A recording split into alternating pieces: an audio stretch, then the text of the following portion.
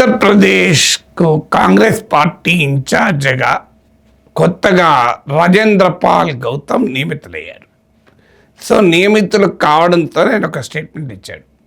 ఉత్తరప్రదేశ్లో మేము 2027లో జరిగే ఎన్నికల్లో we will fight with equality and respect అని, అంటే మిత్రపక్షమైన సమాజ్వాదీ పార్టీతో సమానత్వము, గౌరవము, ఈక్వాలిటీ అండ్ రెస్పెక్ట్ పైన ఫైట్ చేస్తామన్నాడు.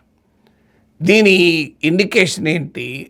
సమాజ్వాదీ పార్టీ నుంచి తమకు ఎక్కువ సంఖ్యలో సీట్లు కావాలని కాంగ్రెస్ డిమాండ్ చేయబోతోంది అని.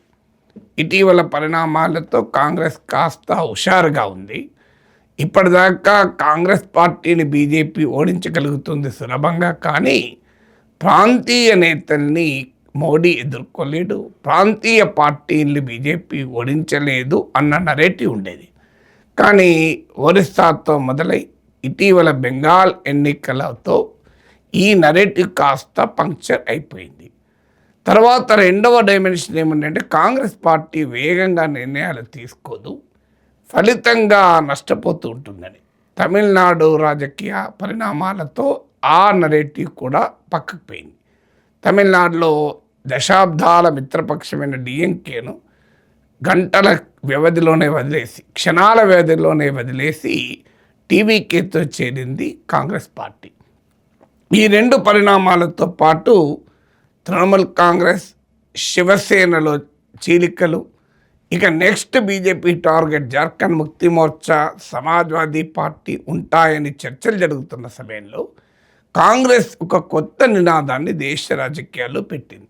బీజేపీని ప్రాంతీయ పార్టీలు ఓడించలేవు, దేశంలో బీజేపీని అడ్డుకోవాలంటే కాంగ్రెస్ ఒక్కటే మార్గము అని. అందుకే కాంగ్రెస్ నుంచి విడిపోయిన పార్టీలు కూడా కాంగ్రెస్లో కలవాలన్న డిమాండ్ మొదలైంది.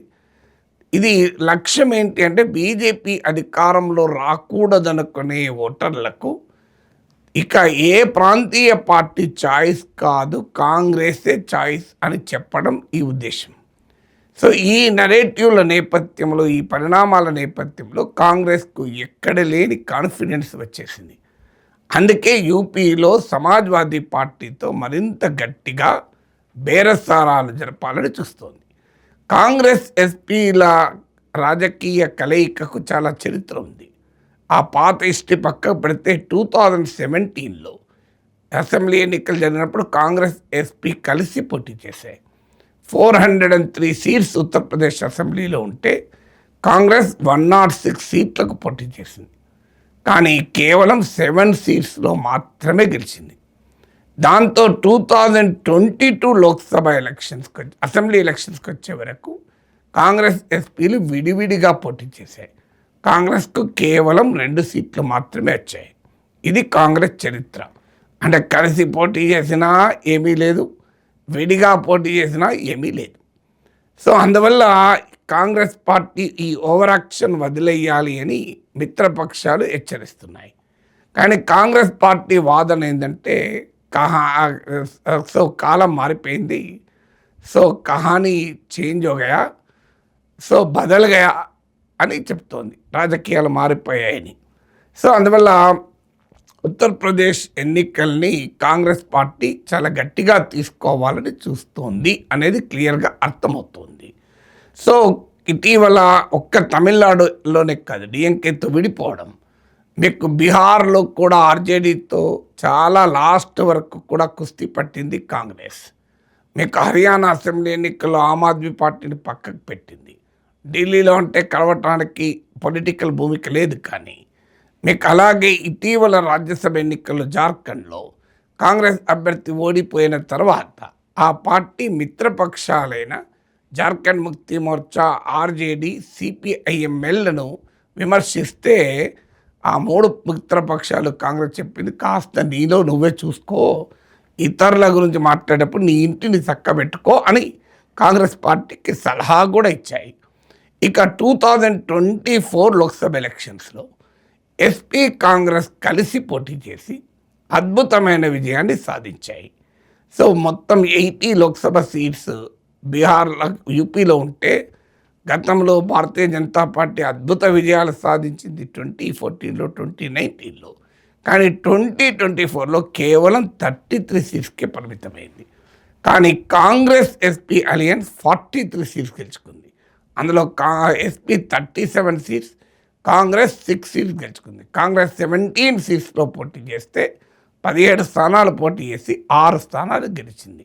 సో కాంగ్రెస్ వాదన ఏంటి అంటే ఈవెన్ ఫైజాబాద్, అయోధ్య ఉన్న లోక్సభ సీటు కూడా సమాజ్వాదీ పార్టీ గెలిచింది.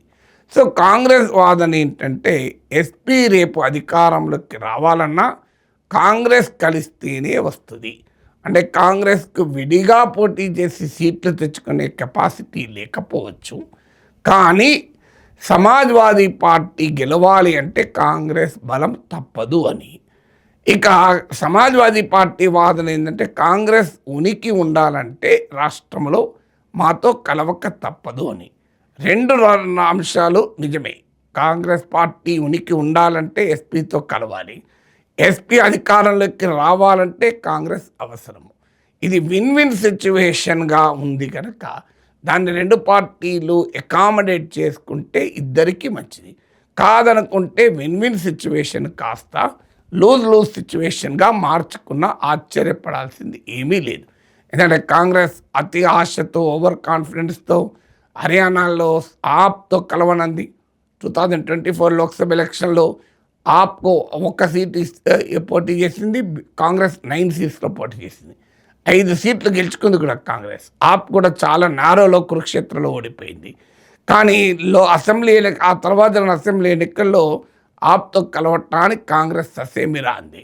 మధ్యప్రదేశ్లో కూడా తన సొంత బలంతో గెలుస్తాను అన్న ధీమాతో ఉన్న కాంగ్రెస్ సమాజ్వాదీ పార్టీ 6 సీట్లు అడిగింది. అంతకుముందు అసెంబ్లీ ఎన్నికల్లో తాము 2nd ప్లేస్లో వచ్చాము, ఇక్కడ తమకు ఇవ్వమని అడిగితే కాంగ్రెస్ అంగీకరించలేదు. ఆఖరికి హర్యానాలో, మధ్యప్రదేశ్లో మిత్రపక్షాలు నష్టపోయాయి, కాంగ్రెస్ కూడా అధికారాన్ని కోల్పోయింది.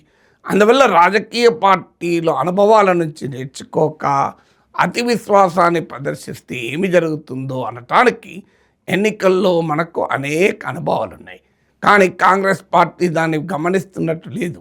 ఇప్పుడు తాజాగా రాజేంద్ర పాల్ గౌతమ్ అన్న మరో మాట, ఈక్వాలిటీ అండ్ రెస్పెక్ట్తో కాంగ్రెస్ వ్యవహరిస్తుందని చెప్పడమే కాకుండా బీఎస్పీ నాయకురాలు మాయావతిని పొగడడం మొదలుపెట్టాడు. అసలు కాంగ్రెస్ పార్టీ నాయకులు ఏకంగా మాయావతి ఇంటికే వెళ్ళారు, అపాయింట్మెంట్ లేక బయట నుంచి బయటికి తిరిగి వచ్చారు కూడా. ఎందుకంటే కాంగ్రెస్ పార్టీ ఏం చెప్పదలుచుకుంది, మాకు సమాజ్వాదీ పార్టీకి చెప్పదలుచుకున్నది ఏంటి, నువ్వు ఒక్కడే లేవు, మాకు బీఎస్పీ కూడా ఉంది అని. తమిళనాడులో ఎలక్షన్ల తర్వాత చెప్పారు కదా, ఎలక్షన్ల ముందే చెప్దామని రాష్ట్ర కాంగ్రెస్ గట్టిగా పట్టుబట్టినా జాతీయ కాంగ్రెస్ ఒప్పుకోలేదు. ఎలక్షన్ల తర్వాత మీకు డిఎంకేని కాదని టీవీకేతో కలిశారు. అందువల్ల ఇవాళ ఉత్తరప్రదేశ్లో కూడా కాంగ్రెస్ ఇస్తున్న మెసేజ్ ఏంటంటే సమాజ్వాదీ పార్టీ ఈక్వాలిటీ, రెస్పెక్ట్ను చూపకపోతే మాకు మాయావతి రూపంలో మరో ఆల్టర్నేటివ్ ఉంది. అఫ్కోర్స్ మాయావతి బలం గణనీయంగా తగ్గుతూ వస్తుంది, కానీ స్టిల్ మాయావతికి బలం ఉంది, కోర్ కాన్స్టిట్యున్సీ ఉంది. సో బీఎస్పీ కాంగ్రెస్ కలిస్తే దళిత్, ముస్లిం, అప్పర్ కాస్ట్, ముఖ్యంగా బ్రాహ్మణ్ ఓటు కలిసి ఉత్తరప్రదేశ్లో ఒక బలమైన ఫోర్స్ కాగలుగుతారు అన్నది కాంగ్రెస్ రాజకీయ అంచనా. అందుకే కాంగ్రెస్ పార్టీ ఈ పని చేస్తుంది. అంటే మాకు ఎస్పీ కాకపోతే బీఎస్పీ కూడా ఉంది అనే ఇండికేషన్ ఇవ్వడం ద్వారా సమాజ్వాదీ పార్టీతో బేరసారాలు చేస్తుంది. సరిగ్గా తమిళనాడులో కూడా చేసింది. టీవీకే 60 సీట్లు ఇస్తానన్నది కాంగ్రెస్ పార్టీ రాష్ట్ర నాయకులు మాట్లాడారు. డిఎంకేతో ఎక్కువ సీట్లు సాధించటానికి ఒక ప్రయత్నంగా దాన్ని ఉపయోగించుకున్నారు. కానీ అనుభవం ఏం చెప్తుంది, 2024 లోక్సభ ఎలక్షన్స్లో మీకు నితీష్ కుమార్, చంద్రబాబు నాయుడు కనుక ఎన్డీఏలో ఉండకపోతే అసలు మోడీ ప్రైమ్ మినిస్టర్ అయ్యేవారే కాదు. అందువల్ల మీకు చంద్రబాబు నాయుడు అంటే కాంగ్రెస్తో సంబంధం లేదు. అక్కడ చంద్రబాబు నాయుడు మళ్ళీ బీజేపీతో కలవటానికి కాంగ్రెస్ ఫంక్షన్ ఏమీ లేదు. కానీ నితీష్ కుమార్ కాంగ్రెస్ వదులుకుంది. ఇండియా కూటమి ఒక రకంగా కన్వీనర్ పదవిని ఆశించాడు నితీష్ కుమార్, కానీ ఇండియా కూటమి నాయకత్వ బాధ్యతల్ని నితీష్ కుమార్కి ఇవ్వటానికి కాంగ్రెస్ సిద్ధపడలే. ఇప్పుడు కాంగ్రెస్ పార్టీకి కాస్త మమతా బెనర్జీ రూపంలో ఒక కొత్త సపోర్ట్ దొరికింది మమతా ఓడిపోయాక. కానీ నితీష్ కుమార్ ఆ రోజుల్లో ఇండియా కూటమి వ్యవస్థాపక నాయకుడు. ఈవెన్ పాట్నాలోనే ఫస్ట్ మీటింగ్ జరిగింది. నితీష్ కుమార్ను ఇండియా కూటమి వదులుకొని ఉండకపోతే బీహార్లో ఫలితాలు ఎలా ఉండేవో 2024లో అసలు ఎన్డీఏ మళ్ళీ అధికారంలోకి రావడమే ప్రశ్నార్థకమయ్యేది. అందువల్ల రాష్ట్రాల్లో ప్రాంతీయ పార్టీలు మళ్ళీ గెలవాలనుకున్నా కాంగ్రెస్ మద్దతు అవసరం. కానీ దేశంలో కాంగ్రెస్ మళ్ళీ రావాలంటే ఈ ప్రాంతీయ పార్టీల అవసరము కూడా ముఖ్యం.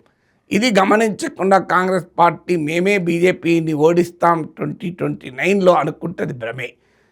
కాంగ్రెస్ పార్టీ బలపడకుండా, కాంగ్రెస్ రివైవ్ కాకుండా దేశంలో బీజేపీని ఓడించడం సాధ్యమే కాదు. కానీ అది అతి విశ్వాస రూపంలో వస్తే మాత్రం ప్రమాదకరం. ఉత్తరప్రదేశ్ మోడల్ నిజంగా బీజేపీని ఎలా ఓడించవచ్చు అనటానికి ఇండియా బ్లాక్ పక్షాలకు ఒక క్లాసిక్ ఎగ్జాంపుల్. ఎందుకంటే 2014లో యూపీలో ఉన్న 80 సీట్లలో 80 సీట్స్లో బీజేపీ 71 సీట్స్ గెలుచుకుంది. 2019లో 62 సీట్స్ గెలుచుకుంది.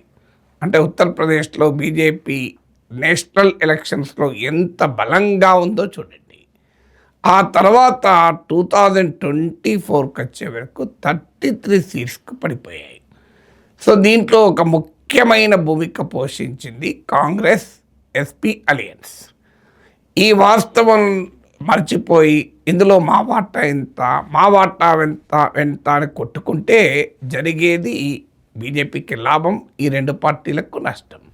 సో ఇప్పుడు కాంగ్రెస్ నాయకుడు ఏమంటున్నాడు, రాజేంద్ర పాల్, గౌతమ్ కానీ ఇతరులకు కానీ మాకు ఈక్వాలిటీ అండ్ రెస్పెక్ట్ కావాలి, మాకు మీరే కాదు ఇంకో ఆల్టర్నేటివ్ ఉంది అని ఎస్పీకి సూచిస్తున్నారు.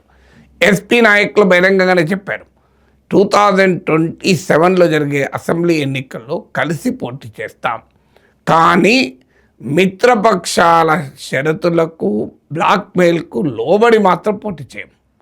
అంటే మిత్రపక్షాల షరతులను లెక్క చేయము అని సమాజ్వాదీ పార్టీ స్పష్టంగా చెప్పేసింది. సో అందువల్ల రాజకీయాల్లో శాశ్వత మిత్రులు లేరు, శాశ్వత శత్రువులు లేరు అంటారు. కానీ శాశ్వత పరాజయాలు మాత్రం మూట కట్టుకోకుండా బీజేపీ వ్యతిరేక పక్షాలు వ్యూహాత్మకంగా అడుగులు వేస్తేనే బలమైన బీజేపీని ఎదుర్కోగలవు 2027లో యూపీలో జరిగే కీలకమైన అసెంబ్లీ ఎలక్షన్స్లో.